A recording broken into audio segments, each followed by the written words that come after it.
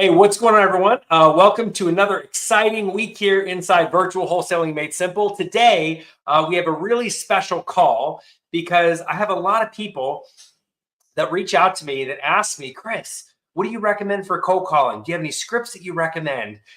Do you, where can I hire cold callers and how do I get better at cold calling and all that, right? But a big question people have is, Chris, how can I have more success over the phone? How can I get more sellers to say yes? How can I get more leads and do more deals with cold calling, right? A lot of people see the potential, but a lot of people are afraid of the phone. But after today, I can tell you that that's not going to be you. And you're going to have a proven path to be able to have these conversations easily over the phone. And you can do this, again, right after our session today. So really excited to dive in here with you guys. So let's go ahead and get started. But before I do, I'd like to have you guys post in the comments. Let me know where you're watching from so I can see where you guys are watching from. I thrive off engagement, and I love seeing where you guys are watching from. One of the coolest things about being virtual is being able to connect with people all over the country, all over the world, really, in one place. And it's technology has just come a long way, and so I love seeing that. So if you're watching live right now, go ahead and drop a comment where you're watching from. You want to make sure to accept the StreamYard terms and conditions, and so that way I can see your name, and that way you don't just come up as Facebook user. So this is being streamed in multiple places. It's in our Virtual Wholesaling Made Simple Facebook group as well as our YouTube channel. So if you're watching now, go ahead and drop that, and we'll get going here in a second. So before we dive into the script, again, a big question a lot of people have is, Chris, what's the best cold calling script? How do I have success over the phone with calling motivated sellers? Is there certain things that you say, don't say? How can I get more leads, right? So again, that's exactly what we're going to be diving into today. And so I look forward to sharing with you my script. But before I do, let me share with you why I started with cold calling. So back when I first started in real estate about 10 years ago, a little over that, cold calling wasn't even a thing, right? And we didn't truly start to grow our real estate business. Fast forward 5 years from that to where we were doing deals very consistently and hiring people and all that stuff. We didn't do that until we put cold calling in place, because sure, we were sending mailers and putting out signs and things like that, right? But we really didn't get the traction we were looking for until we put cold calling in place. So what we did is I heard a lot of people having success with cold calling. And so I was like, you know what? I'm going to give this thing a shot, because I'd worked in sales in previous companies. And I was like, this is how I've always gotten my leads anyway. I'm going to see if it works, right? Because I think that's a question a lot of people have. A lot of people are like, does cold calling even work? Is a seller really going to sell their house over the phone, right? And most people have this limiting belief where they don't believe that it's possible for a seller to say yes over the phone or to sign over the phone. And so they just kind of like, okay, cold calling just doesn't work for me. They go through a couple calls, they get called a couple of names, and then like, okay, cold calling is just not for me. But that's not going to be the case for you. So what I did is I put that all aside and I said, you know what, I'm just going to devote everything I have to this, and I'm going to do it for 90 days and see what I can make happen, right?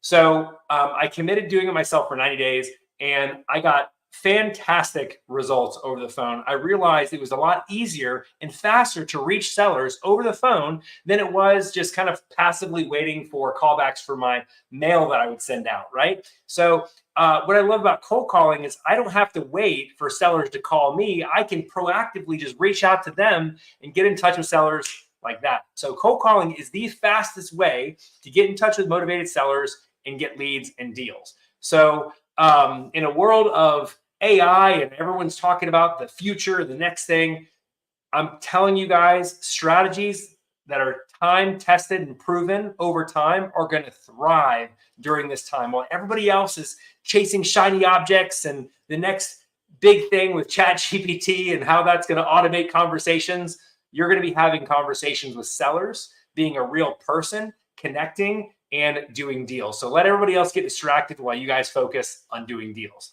All right. So let's go ahead and dive in. So let's talk about the script first, because a lot of people approach cold calling wrong in two ways. The first way is they go in unprepared, no outline to follow, nothing like that. And they just kind of wing it. And some calls they have success, some calls they don't. And they have a hard time getting consistent results and leads from cold calling, right? And so one of the biggest problems there, again, is not having an outline to follow. You need to have a predictable system that you can follow with every single call. So when a call goes well, you can repeat that success over and over and over and over again. And before you realize it, you're kind of doing this on autopilot. You've done it so many times, you could say it in your sleep, and it's going to be very easy for you to get leads. And this is where you want to get to, okay? Cold calling requires practice, just like anything else, okay? You got to put in time and energy into it. And if you do that, I promise you it's going to give you an amazing result, okay? So the first mistake, again, that people make is not having an outline to follow. The second mistake that people have is having the script they follow, but they read it like a robot and they want to know if the seller wants to sell their house. Listen, sellers don't want to do deals with robots. They want to do deals with human beings and people. So you got to keep in mind, even though you have an outline, even though you may have a script, right? You really want to make sure that you put your own personality onto it, and you're making sure you're connecting with the person. And I'm going to show you how to do that here in just a second, but it's really important that you do that, because if you forget this is a people business, then you're going to have a really challenging time getting leads and having sellers say yes. Okay. So let's go into the first part of the script. Now, the first part of the script is really important. Okay. And this is where a lot of people mess up. This is called the call opening. All right. So the call opening is really important because you have 7 seconds to capture someone's attention, right? If you don't capture their attention in 7 seconds, stating who you are, why you're calling, and how you can help them, people are going to hang up on you. And you don't want that, right? Because if they hang up on you, it kills your chance of getting the leads, right? And even getting deals. So you want to make sure that you are being very clear within the first 7 seconds who you are, why you're calling, how you can help them. Okay. So it goes something like this. Hi, I hope I have the right phone number. Is this John? And they're going to say, yeah, who's this? Well, hey, John, my name's Chris. I'm a local home buyer in the area. I came across your property off of 123 Main Street and want to know if you consider a cash offer for your property there. Boom. Very simple, right? Did that in under 7 seconds. And right there, the seller knows who I am, why I'm calling, and how I can help him, right? I want to find out if he's open to a cash offer. Now, there's some things that I did here that are really important that you want to pay attention to, and I'm going to break those down here. So notice that when I called, I said, I hope I have the right phone number. Now, this may seem like a small thing, right? But it's not, okay? Nobody does this, and I like doing things that nobody else is doing because it allows me to stand out from everybody else. So everybody else saying, hey, I know I called you out of the blue and blah, blah, blah, blah, blah, right? Sellers can, I don't know if any of you have had this, but you'll call sellers using a popular script that someone's been using for a long time, and sellers will finish your sentence with that script, right? And at that point, you're feeling really deflated because you know they're on to you, right? You know they're on to the script you're going to go through. So you're really puzzled as far as where you go in the call, right? So this is the reason why you want to constantly be modifying each year slightly the script, saying things in different ways. So that way you're not repeating the same thing over and over and over and over again, right? So it's a balance between having a script versus an outline. An outline is just, 4 main things you want to make sure you cover, or 5 main things you want to make sure you cover. So it lets you know a flow, how you're going to follow that. And a script is word for word what you should say. So I feel like there's a fine balance between the two. Okay. So you're going to start out by saying, I hope I have the right phone number. And here's the thing. This is super important because you want to come across the person. You don't want to come across as some type of big professional company that's reaching out to homeowners to see if they want to, gobble up their homes for cash and spend all this Wall Street money, right? You don't want to come across as someone like that, because that's coming across more of like a telemarketing call, and sellers are they'll throw up a wall, right? And then they'll hang up on you. So you don't want to do that. And the other thing too, is we live in a time right now where people's information is everywhere, right? And sellers like to live in this bubble of denial believing that their personal phone number isn't out there, that people don't really know that they own their property, and there's some privacy, right? Privacy is an old thing that people really cling to today with all the information that's out about people today, right? So when you say, I hope I have the right phone number, it makes you seem more genuine. It makes it seem like you don't have their phone number and you're really curious if they're the one that owns the property, and you hope you caught the right person, that type of thing. And so it gives them peace because they feel like, okay, so he's not sure if I own the property, but he's calling to ask, I like this guy, or girl, right? So it's really important that you include that line because, again, it gives people a sense of peace and it keeps the walls down. And the longer you can keep the walls down, the more open they are in talking with you and working with you, and it allows you to take them through the process. Okay, so I hope I have the right phone number, right?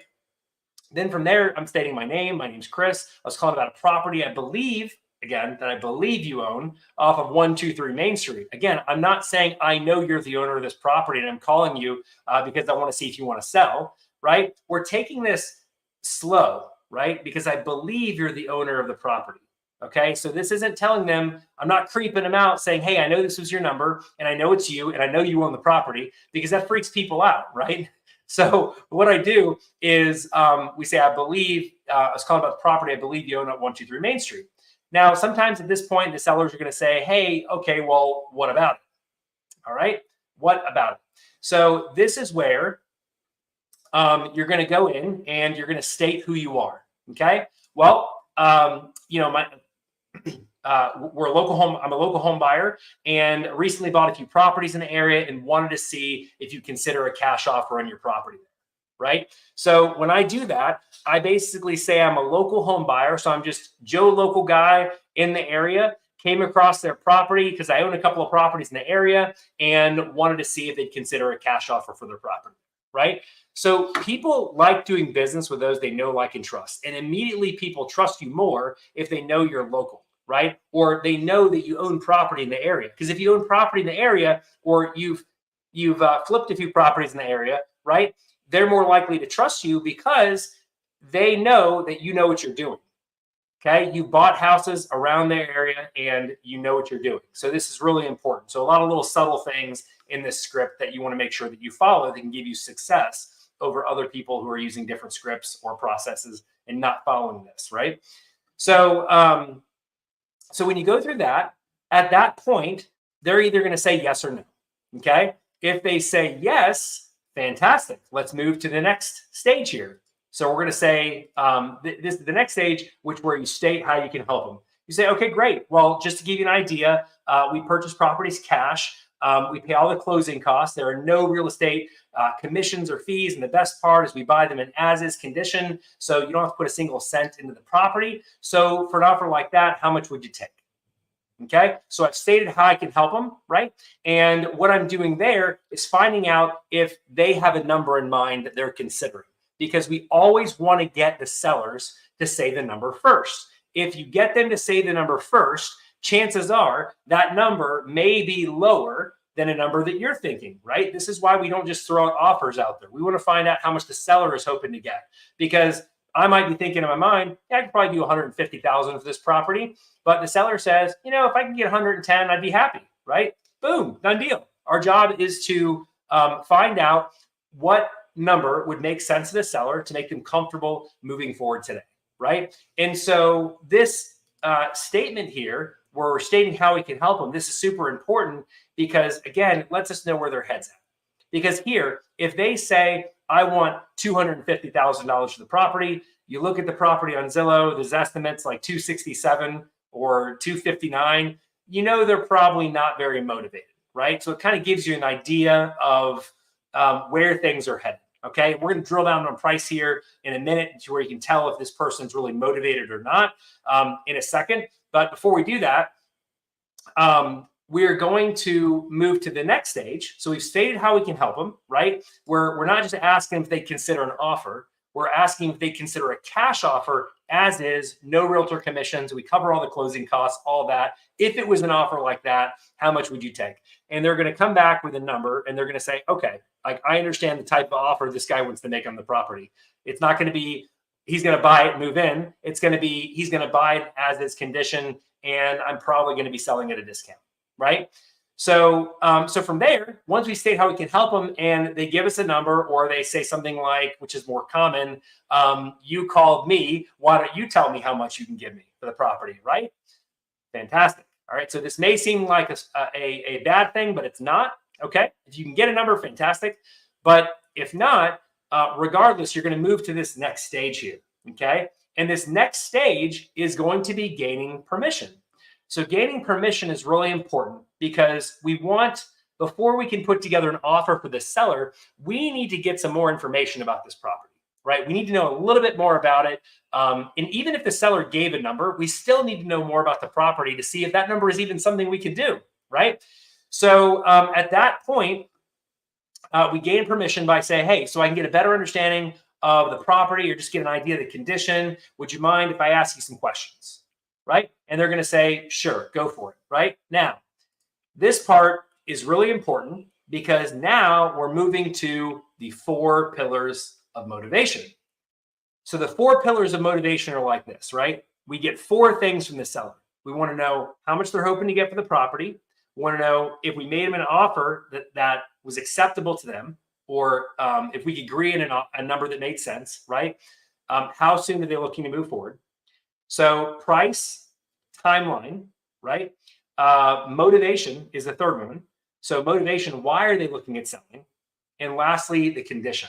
Okay, so price, timeline, motivation, and condition. So we need those 4 things that we want to get on a call with the seller to get an idea of the condition of the property, you know, how flexible they're going to be on their price, and if we could put something together that works for them, right? So when it comes to price, right, what you want to ask is, you want to ask, how much are you hoping to get for your house, right? So you don't want to come right out and say, hey, what's your asking price? Because sellers, immediately what they're thinking is like, I don't have an asking price. Like, again, you called me, so I have no idea how to value my house. I'm not an appraiser, right? They'll say things like that.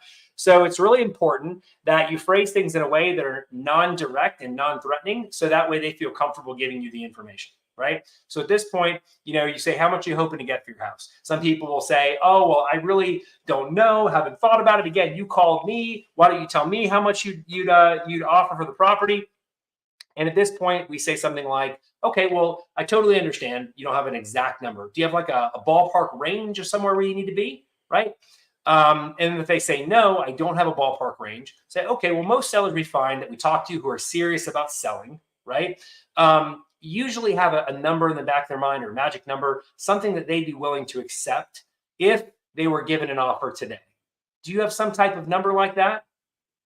And at that point, they're going to say yes or no, right? If they say yes, then fantastic. They're going to give you that number. If they say no, then it's really a 50-50 shot at this point, because you're almost going to be throwing baloney against the wall, seeing what sticks, right? Because you don't know how much they'd want for the house, how much would be acceptable for them, and they're not giving you a number. And so you're probably going to have to just put together an offer and give it to them. But we're going to come back to that. So before we totally move on and say, okay, well, let me put some numbers together and see what I can do, we want to find out some more information. Okay, so we've gone through the price, gone through the timeline, right? So the timeline is, if you got an offer that made sense to you, right?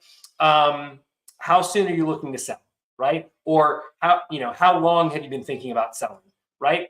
So at that point, we want to find out how quickly they'd want to sell if they got an offer that made sense, right? And ideally, a magic number is within 90 days or less. So if they can get, if they're asking a fair price, which we'll get to in a second, and they're willing to sell in 90 days or less, that's a smoking opportunity. Now, let's go back to price for a second. What we found is, if you pull up the property on Zillow, okay? So if you pull the property up on Zillow and they're asking 80% of the Zestimate, okay? The Zestimate is Zillow's estimate of the value of the property.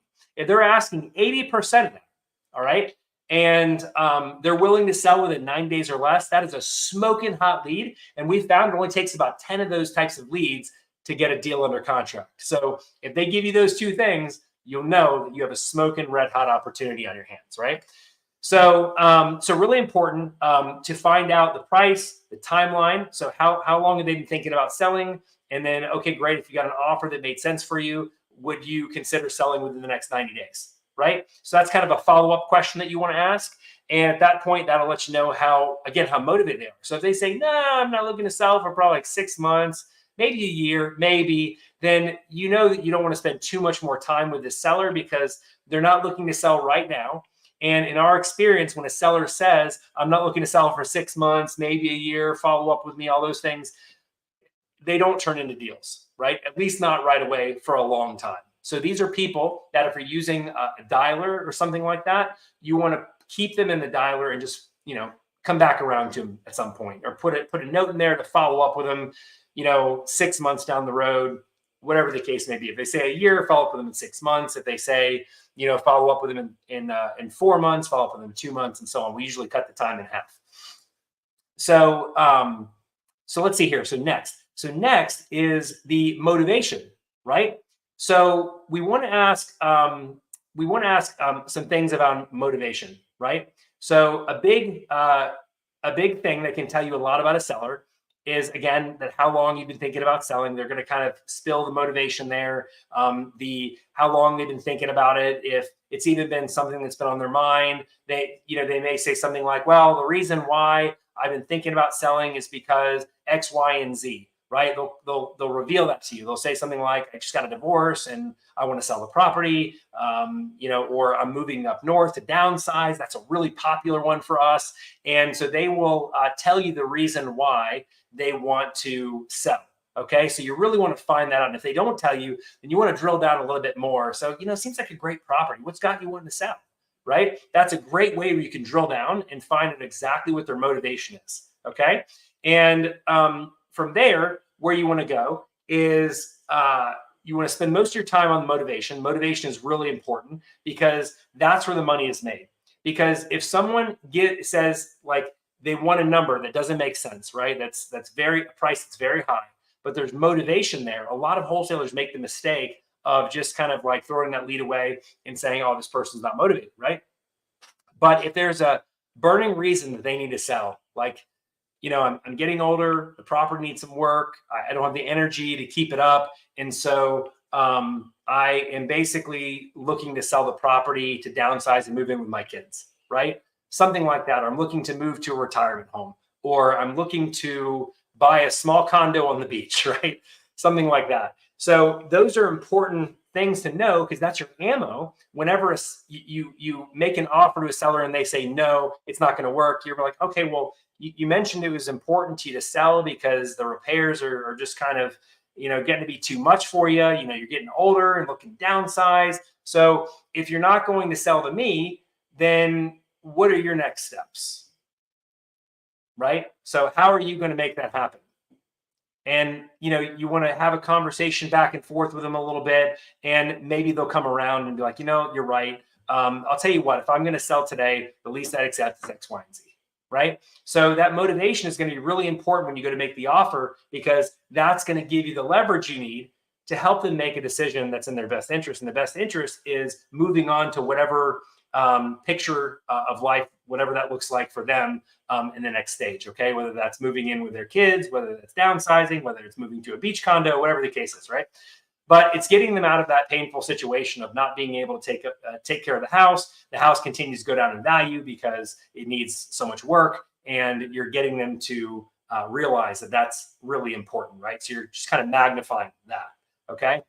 So after you get the motivation, the next thing what you want to do is get the condition of the property. So have you done any remodeling the kitchen or bathroom in the last 5 years, right? So this will give you a great idea of the condition of the property, so you can get an idea of what the property needs. So if they say, no, it hasn't been remodeled in the last 5 years, no kitchen or bathroom hasn't been remodeled. So at that point, you understand that, okay, the property needs to be updated. And then from there, you can even ask the major items like the roof. Okay, when was the roof last replaced? What about the air conditioning? What about the electrical or plumbing? Those are things that we like to find, right? So we get all that information. That really helps us go back and put together an offer that can make sense for the property's condition, right? So you want to find out those things. And then from there, you ask them, hey, is there anything else you'd like to share about your property? And they're going to say, no, nothing else I'd like to share. Okay. So then what you're going to do is you're going to close the call. Okay. And here's how the call closing goes. Hey, Jane, thanks for your time today. It sounds like it might be a great fit for us. What I'm going to do is I'm going to crunch some numbers here and give you a call back. Quick question for you. You're going to be in front of your computer in the next 30 minutes, hour, whatever the case is, right? And they're going to say, yeah, I'll be in front of my computer. Great. Let me crunch some numbers and I'll call you right back. Right? So then what you're going to do is you're going to call them back and you're going to make the offer.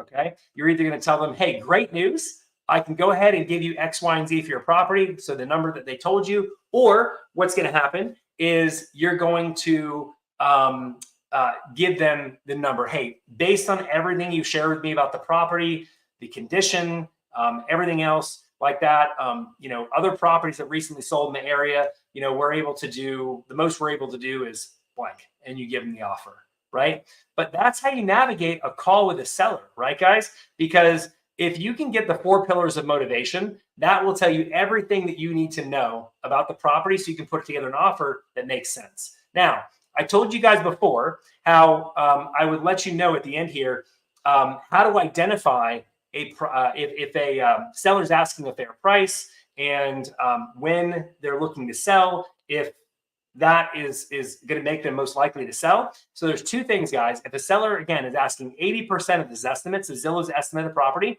and they're looking to sell within 90 days, that is a smoking hot lead, okay? It takes only 10 of those, like I said before, to get a property under contract with the seller and get them to say yes, right?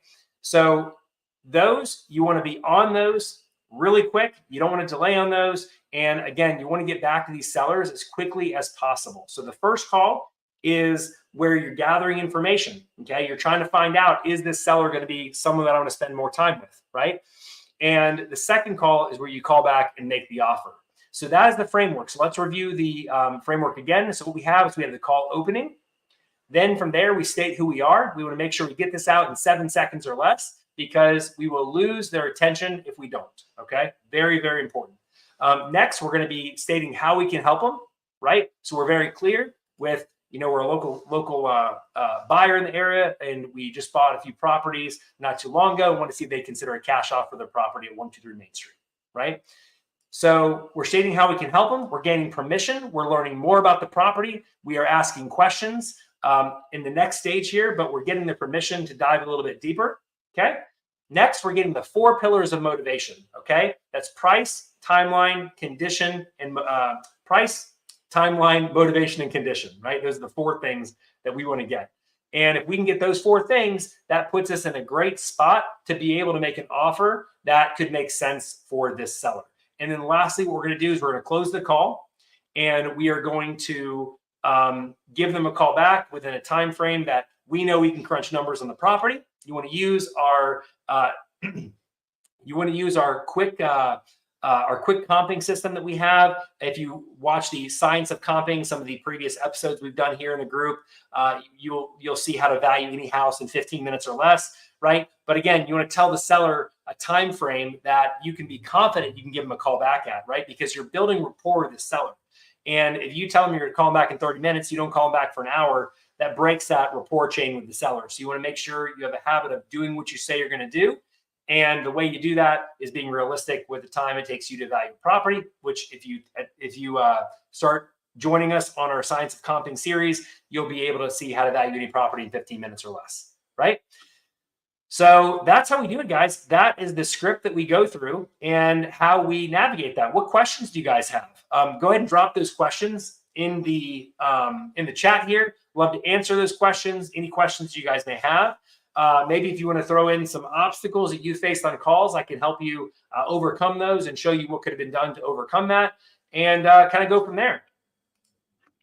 And then if nobody has any questions, what we'll do is we will close it out here in the next 5 minutes if you don't have any questions. And then I'll make sure I answer anybody's questions we have in the comment section. So I know we had a few issues. I want to say it was a week ago or 2 weeks ago where a lot of people were asking questions and everything, but I couldn't see them in StreamYard. So let's see, who knows the internet issues we had yesterday. Let me go through and see if there's any questions in the group, and we'll go from there. Cool. Okay, great. So yeah, so if you have a framework like that and you break it down into those 5 pieces, you have the call opening, stating who you are, stating how you can help them, gaining permission, 4 pillars of motivation. You're in a great spot to end that call with confidence and give them a call back and give them an offer that makes sense. So again, run through the top. Hope I have the right phone number. Is this John? Hey, John, my name's Chris. I was calling about a property that I believe you own off of 123 Main Street. They'll say, okay, what about it? Well, I'm a local home buyer in the area and came across your property. Recently bought a few properties in the area. Wanted to see if you consider a cash offer for your property there. Okay. They're going to say, yes, sure. If the number makes sense.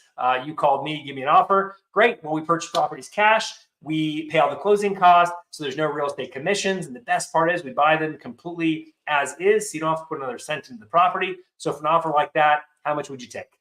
They're going to try and skirt around it. It's very important right here that you stay quiet, okay? Because there's pressure and silence, and you want to work that to your benefit, okay? So you want them to give you a number.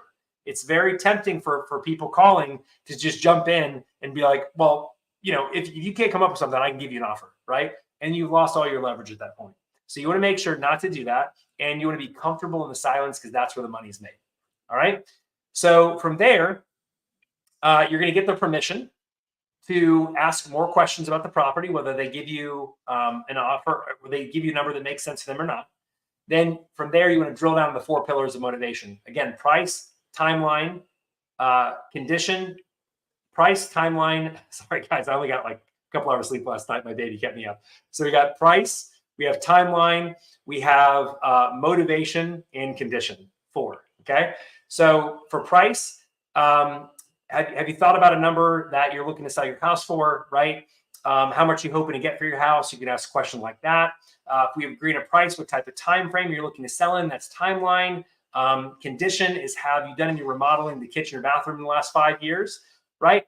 And then from there, then you want to find out again why they're looking to sell. You're going to use that why when it comes back to making an offer to them. So that is the framework for the call, guys. What I'd like to do here is bring this up. So if you guys got value out of this and you'd like to work with me one-on-one, okay, to not only get more leads and deals from cold calling, right, but also to go virtual and start doing deals from home anywhere in the country and have a business you can run from anywhere, then what I'd like you to do is go to virtualwholesalingmadesimple.com and apply for coaching.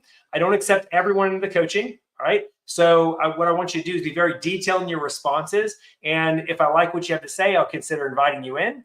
And hope you guys enjoyed the training today. We're going to keep this one short and sweet. Go back, watch this video as a framework for making calls to sellers. And so you'll know how to navigate those for the next calls that you're going to make. Hope you guys had a great time today, and I will talk to you soon.